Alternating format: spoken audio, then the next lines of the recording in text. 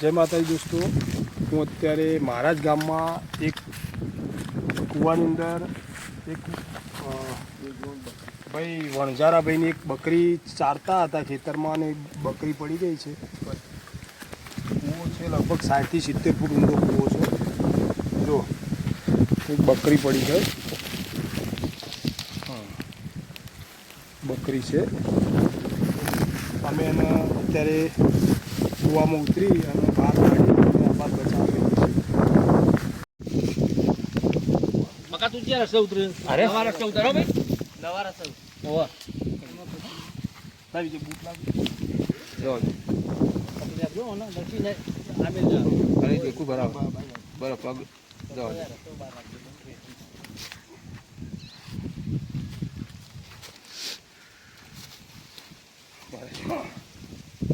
આવી પકડી આ બે બે પાડો ધીરે ધીરે સરકાય ધીરે ધીરે જાજો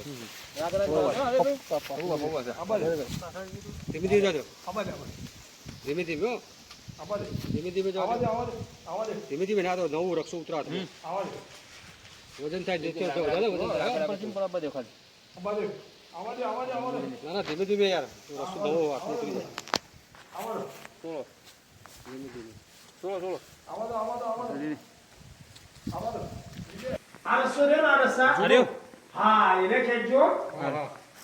બે સાઈડ બે મારજો ઓટીઓ ઓટી ચાલશે બે અલગ ભાઈ બકા હા બે છેડા બે અલગ કરજે હો એટલે ખબર પડે હોય.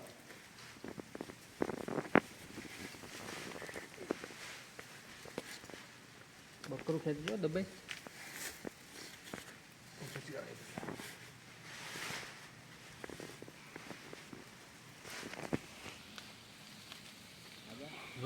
ખેંચો ખેંચો લાકડા ખેંચો ખેંચો આ બાબા દે ખેંચો એ હા ખેંચો ખેંચો મોટી ભાઈ કેવા આગળ આવી જો આગળ જ છે.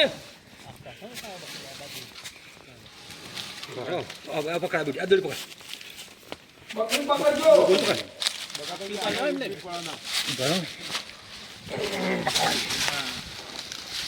પકડીને બદલાવો તોડતા જ ના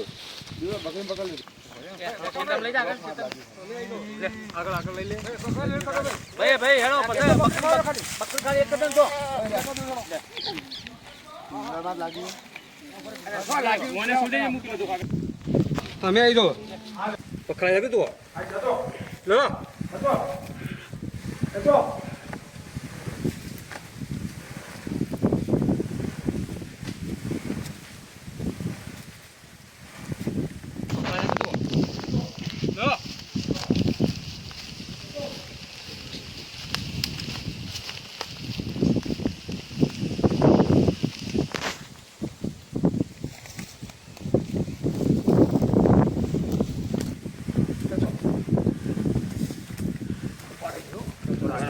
બરાબર ધીમે ધીમે લાવો ખેંચો ખેંચો એ આ સમજી લેલા આવે કશો તે આવી જાય ખેંચો ખેંચો ખેંચો પકડો થોડો રસો ઢીલો કર રસો ઢીલો કરજે તું ઓકે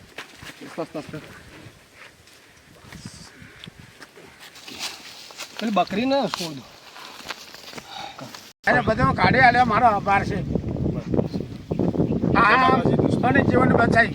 હું અત્યારે એક અમારા ખાસ વણઝારાભાઈ એમની બકરી કૂવામાં પડી હતી અને બકરી